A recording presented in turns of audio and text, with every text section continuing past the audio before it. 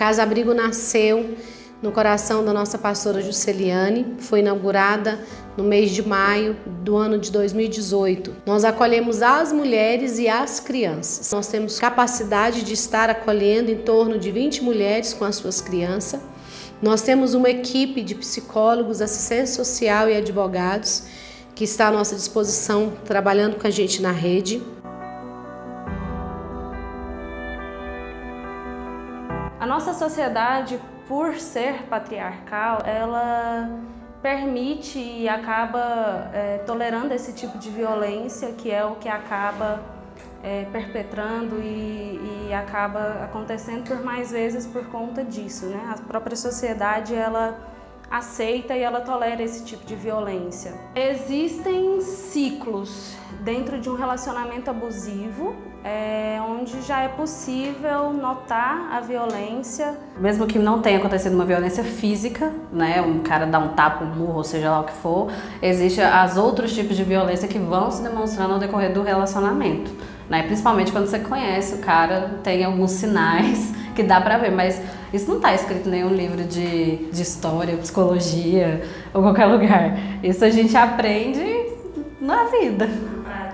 Infelizmente, na prática. Existe não um perfil do agressor, existe um perfil da relação abusiva, onde vão acontecer situações, normalmente começa com a violência verbal e psicológica, ele não vai diretamente na violência física. Até uns 2 anos antes não tinha tido nenhuma agressão física, mas tinha muitas coisas que me incomodavam. Quando a primeira que me marcou, eu estava grávida do meu primeiro filho, era Dia das Mães e ele não achou conveniente que eu visitasse a minha mãe. E nesse dia ele me trancou dentro de casa. Ele me deixou lá grávida e foi visitar a mãe dele. Então foi o primeiro choque que eu tive, que eu achei assim, até estranho.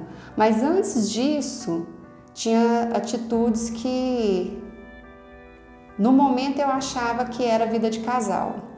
Por exemplo, os amigos, as amigas, as roupas, a música que eu ouvia.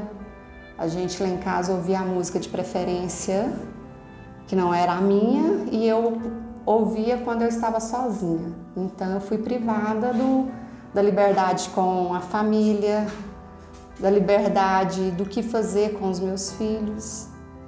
E assim, já teve ocasião de uma das crianças passar mal.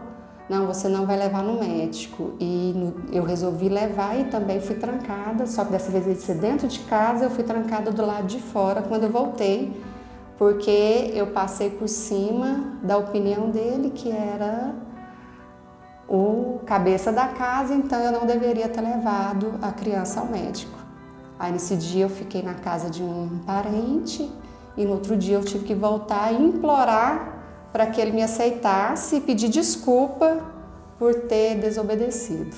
Quando envolve sentimentos, envolve histórias, envolve a história da vítima, porque ela teve uma história antes de se envolver nesse relacionamento, então vem junto com o passado da vítima e o abusador, o agressor, ele consegue identificar os pontos fracos daquela pessoa, daquela vítima, e trabalha em cima disso, estruturando ali a relação de uma forma não saudável. Uma coisa que você falou que eu achei interessante é a questão do sentimento, né? Ninguém entra num relacionamento sem ter um sentimento. Ou você gosta, ou você se apaixona, você ama. E é muito complicado para a vítima, que na maioria das vezes é mulher, né?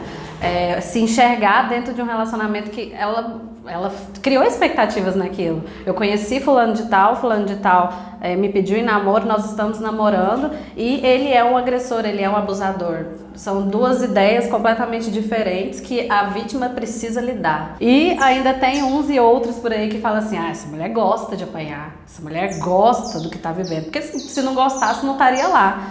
E as coisas não são assim. né? Claro que ninguém gosta de um relacionamento abusivo, claro que nenhuma mulher gosta de apanhar, nenhuma mulher gosta de se ver dentro de um relacionamento abusivo. Porém, a história dela, a história da nossa sociedade precede esse tipo de comportamento. Eu resolvi fazer faculdade e ele não achava que era o ideal, ele me vigiava na porta da faculdade, aí começaram as agressões mais fortes, tapas, puxões, murro, e eram locais que eu não tinha como mostrar para as pessoas verem, não era assim no olho, era assim no braço, você tampava com a blusa, na cabeça, o cabelo tampava, e qualquer motivo era motivo para discussão, para xingamento. Teve uma ocasião que eu tinha um carro e eu falei que eu ia descer no centro da cidade com meus filhos no meu carro. Aí ele não concordou e eu usei a frase, o carro é meu. Aí foi a primeira vez que ele me bateu no meio da rua, que as pessoas viram, mas que sangrou a boca, foi hematomas que dava para ser visto, foi a primeira vez. E eu recuei, não fui ao centro e depois eu também pedi desculpa porque eu achei que eu não deveria ter falado com ele, que o carro era meu e não era dele. Sim, eu sofri agressões e por algum tempo eu acreditava sim que era por falha minha. Às vezes eu ia perguntar uma coisa simples do dia a dia mesmo, qualquer coisa que seja ela, ele começava a quebrar as coisas de casa. E aí nas minhas tentativas de segurar para não quebrar as coisas, não estragar, é onde ele me agredia fisicamente. Né? Me enforcava, né? Me segurava, me dava murro. Recebemos desde 2018 até hoje vários tipos de violência. Uma mulher que ela submeteu, encontrou esse rapaz pelas redes sociais e foram morar junto. E com isso teve um dia que ele surtou, ficou com muito ciúme, surtou e tentou de todas as maneiras matá-la. Levou ela para a piscina da casa dele, afogou ela por 4 vezes. Depois que ele viu que ele já tinha feito toda a atrocidade, tinha batido muito nela, quanto ele estava batendo nela, ele conseguiu quebrar a cravícula e a costela dela. E ele não teve compaixão dela naquele momento.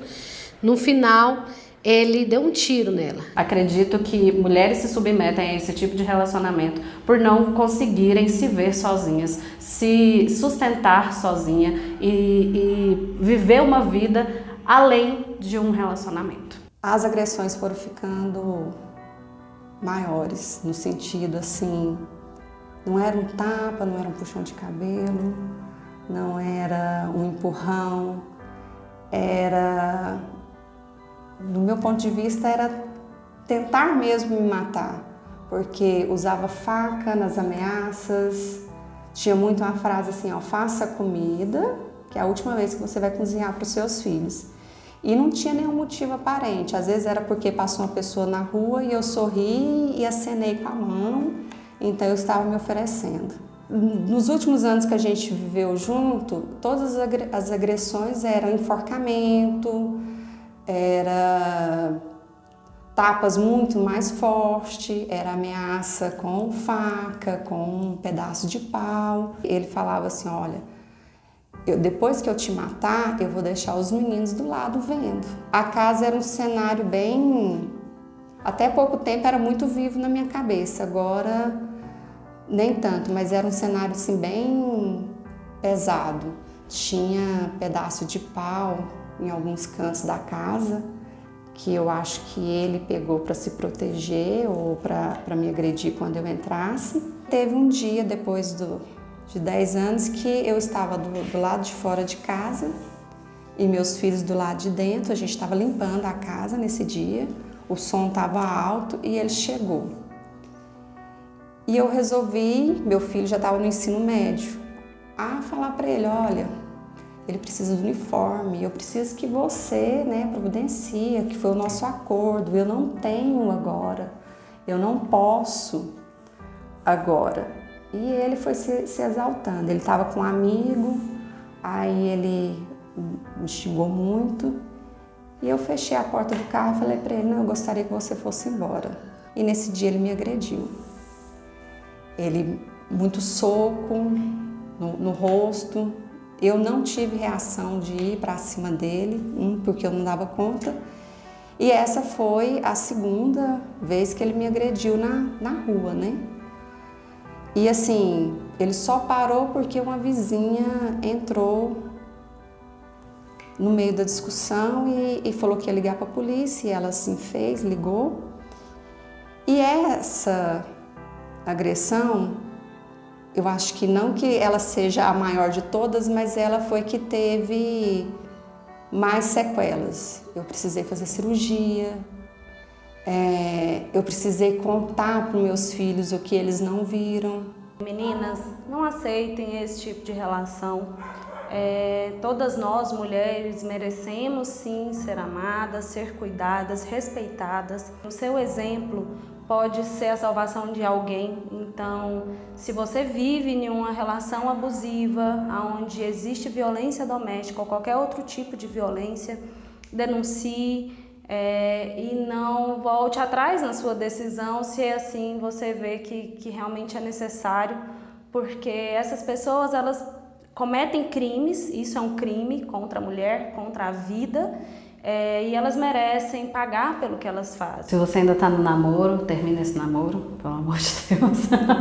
Igual a Naila tá falando, todas nós merecemos ser amadas e cuidadas, né? E não precisamos passar por esse tipo de situação para ser amadas e ser cuidadas, né? Isso não é, em nenhuma instância, em nada. Mesmo que depois de 20 dias o negócio fique bom, mesmo que tenha um período legal, vai voltar a ser como era antes, né? Existem muita gente no mundo, existe muito homem no mundo, existe, sei lá, tantas possibilidades no mundo. A gente não precisa passar por isso necessariamente para ser feliz, né? Um relacionamento não é garantia de felicidade, muito menos um relacionamento abusivo. A pessoa que tem esse perfil de dominador, dificilmente ele vai continuar só naquilo ou parar, vai aumentar. Eu só tive noção da consequência o dia que eu cheguei lá no hospital com meu filho, já tinha 18, e foi me negada assistência. Então eu tive noção do começo lá, quando eu tinha 16 anos, que resultou naquela dor tão grande de ver meu filho precisando e eu não ter a quem recorrer. Então assim, quando a gente inicia, a gente não tem ideia, a gente pensa, vou sofrer, mas a gente não tem ideia do tanto que o sofrimento é longo e demora a ser curado. E é isso.